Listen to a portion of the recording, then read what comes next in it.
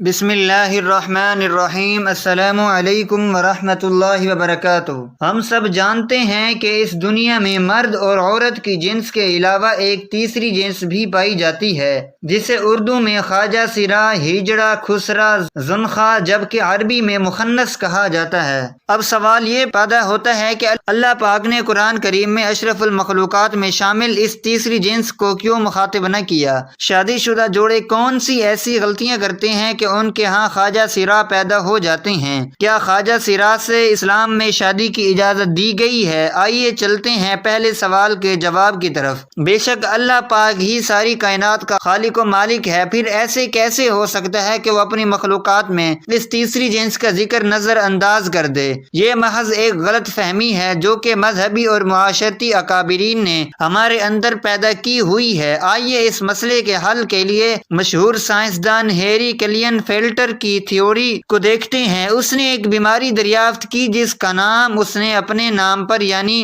کلمین filter syndrome رکھا۔ اس بیماری کے مطابق عورت اور مرد کی طرح خواجہ سرا کوئی تیسری جنس نہیں بلکہ یہ ایک جسمانی بیماری ہے۔ اللہ تعالیٰ نے انسان کو مرد اور عورت کے ہی روپ میں پیدا کیا، لیکن جس طرح دیگر پیدائشی بیماریوں کی وجہ سے بچہ اندھا، گونگا، بہرا پیدا ہو سکتا ہے، تو اسی طرح کروموسومز ایکس اور روائی کی تعداد کے عدم مطابقت کی وجہ سے بچے کی جنس کا تعین بھی نہیں ہو پاتا، جس سے بچہ پیدائشی طور پر اب نارمل پیدا ہو جاتا ہے۔ ہر انسان میں 23 کروموسومز کے جوڑے پائے جاتے ہیں اور ہر جوڑا 2 کرومیٹن پر مشتمل ہوتا ہے۔ اس طرح مجموعی طور پر ایک انسان میں 46 کرومیٹن پائے جاتے ہیں۔ بعض اوقات کروموسومز کی تبدیلی کے وقت مردوں میں ایک زائد کروموسوم ایکس پیدا ہوتا ہے، اس طرح مردوں میں 46 کی بجائے 47 کرومیٹن پائے جاتے ہیں۔ سائنسدانوں کے مطابق 47 کرومیٹن پائے جاتے ہیں۔ سائنسدانوں کے مطابق ہر 500 میں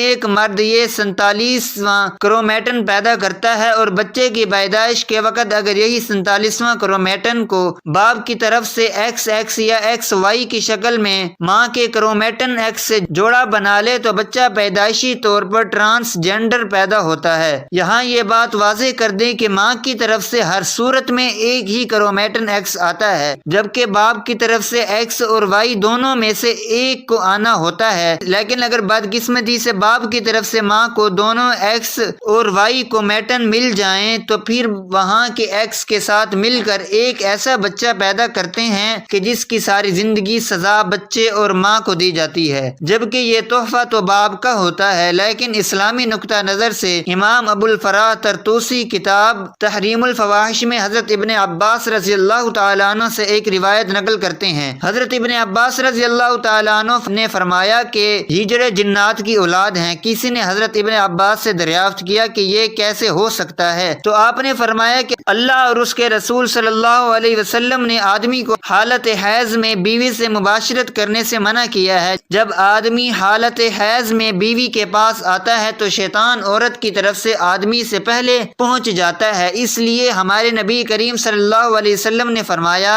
کہ جب تم میں سے کوئی اپنی بیوی کے پاس جائے تو یہ دعا پڑھ لیا کرے، اور وہ یہ دعا ہے: اللہ تعالیٰ کے نام کی مدد سے اے اللہ ہمیں شیطان سے محفوظ رکھ اور ہماری اولاد کو بھی شیطان کے شر سے محفوظ فرما۔ تو اس طرح شیطان انسان کو کوئی نقصان نہیں کر سکتا۔ قرآن کریم کی سورۃ الشورى میں اللہ اپنی حاکمیت بیان کرتے ہوئے ارشاد کرتا ہے کہ بے شک اللہ آسمان اور زمین کی حکومت اللہ ہی کے لیے ہے، وہ جو چاہتا ہے کرتا ہے، وہ جسے چاہتا ہے بیٹے عطا کرتا ہے اور جسے چاہتا ہے بیٹیاں، اور جسے چاہتا ہے ملا جلا کر عطا کرتا ہے اور جسے چاہتا ہے بے اولاد رکھتا ہے، وہ تو جاننے والا اور قدرت والا ہے۔ ہمارا یہ ایمان ہے کہ اللہ ہر چیز کا مالک ہے، وہ جو چاہتا ہے کرتا ہے اور کسی پر ظلم نہیں کرتا۔ آئیے اب تیسرے سوال کا جواب دیتے ہیں کہ ہجڑے سے شادی کی جا سکتی ہے یا نہیں۔ بات یہاں یہ ہے کہ ہجڑے کوئی الگ مخلوق نہیں بلکہ وہ بھی انسان ہی ہیں۔ خلقی اوصاف کے اعتبار سے ان میں سے بعض مردانہ اوصاف سے محروم ہوتے ہیں اور بعض زنانہ اوصاف سے۔ یہ انسان کی تخلیق کے وہ عیب ہیں جو اللہ نے ان میں ایسے ہی رکھے ہیں جیسے ہم بعض لوگوں کو انسانی اعضاء سے معذور پاتے ہیں۔ یہ نقائص امتحان کے لیے انسان میں رکھے جاتے ہیں۔ ایک انسان جو کہ معذور ہونے کے باوجود کامل عقل و شعور رکھتا ہے تو اس کا امتحان صبر کا امتحان ہے۔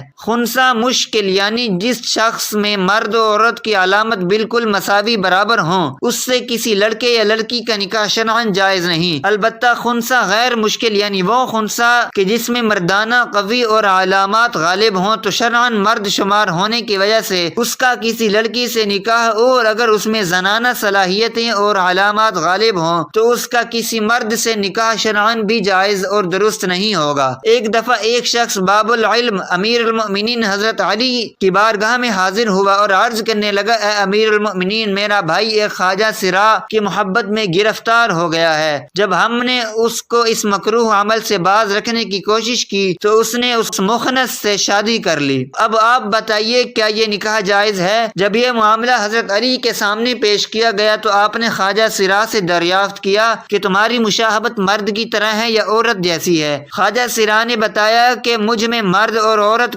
دونوں کی خصوصیات پائی جاتی ہیں، مجھے ماہوری بھی آتی ہے اور میں مردوں کی طرح بھی زندگی گزارتا ہوں۔ حضرت علی نے اپنے غلاموں کو حکم دیا کہ اس خواجہ سرا کی دونوں طرف والی پسلیاں شمار کریں، اگر بائیں جانب والی ایک پسلی کم دکھائی دے تو پھر اس کو مرد سمجھا جائے گا، ورنہ اس کو عورت تصور کیا جائے گا۔ جب یہ واضح ہو گیا کہ خواجہ سرا کی ایک پسلی کم ہے تو حضرت علی رضی اللہ تعالی عنہ نے صادر فرمایا کہ اسے مرد شمار کیا جائے اور اس کے شوہر اور اس کے درمیان علیحدگی کروا دی۔ اس طرح خواجہ سرا کی وراثت کا بھی مسئلہ ہے، اگر تو وہ مرد کے مشابہ ہے تو مرد کا حصہ پائے گا، اور اگر عورت کے مشابہ ہے تو عورت کا حصہ پائے گا۔ افسوس کہ ہمارا معاشرہ جو کہ اسلامی معاشرہ ہے، اس میں انہیں عزت و احترام حاصل نہیں جو کہ مرد و زن کو حاصل ہے۔ اسلام میں قدرتی طور پر پیدا ہونے والے ہجڑے بچوں کے لیے وراثت میں حصہ رکھا گیا ہے۔ اس معاملے میں سب سے پہلے والدین کو شعور دینا چاہیے۔ اگر کوئی ایسا بچہ پیدا ہوتا ہے تو اس صورت میں اسے گھر سے نکالنے کی بجائے معذور سمجھ کر معاشرے کا کارآمد شہری بنانا چاہیے۔ اس سلسلے میں دوسری اور بڑی ذمہ داری حکومت وقت پر عائد ہوتی ہے کہ ان پر جو کام کاج کے دروازے بند ہوتے ہیں، جن کی وجہ سے یہ سڑکوں پر بھیک مانگنے تک مجبور ہو جاتے ہیں، وہ ختم کی جائیں۔ اسی سلسلے میں قانون تو موجود ہے لیکن عمل کوئی نہیں کرتا۔ بہرحال ہماری آج کی ویڈیو اسی سلسلے میں ایک کاوش تھی